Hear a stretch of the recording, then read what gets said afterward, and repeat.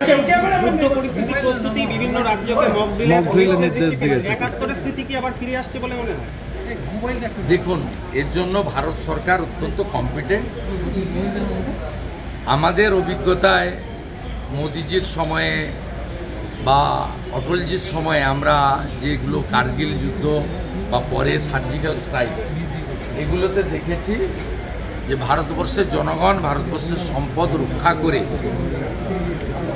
শত্রু রাষ্ট্র যারা জঙ্গিদেরকে মদত দেয় তাদেরকে কিভাবে মোকাবিলা করতে হয় সেটা অটলজিও দেখিয়েছেন, পরবর্তীকালে মোদিজিও দেখিয়েছেন। তার আগেরগুলো আমরা বইতে পড়েছি, তাদেরকেও সম্মান জানাই। ভারত পাকিস্তান যুদ্ধে যখন যারা স্বাধীনতার পর থেকে ভারতবর্ষকে জিতিয়েছেন, যেই প্রধানমন্ত্রী থাকুন, যেই সরকারে থাকুন না কেন, তারা লড়েছেন নিষ্ঠার সঙ্গে।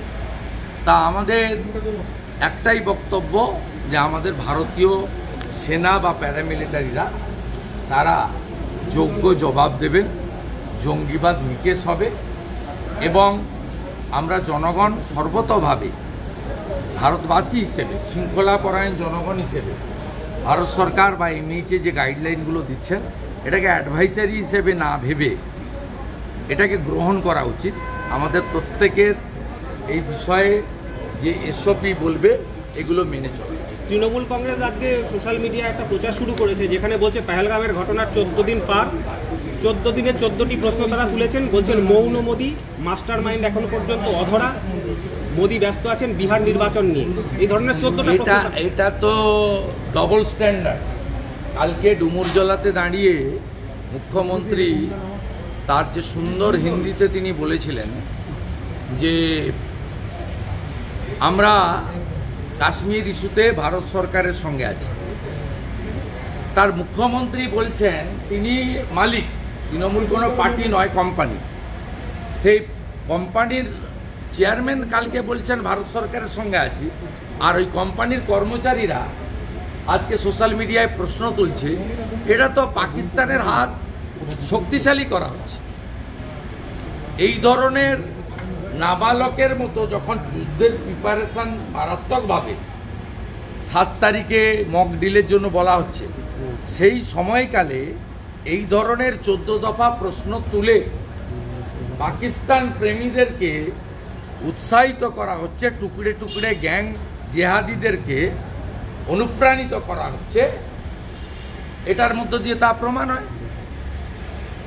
এই সময় বর্ণ, ধর্ম, দলমত নির্বিশেষে সকলেই উচিত দেশের সরকার এবং দেশের আর্মির পাশে দাঁড়ানো।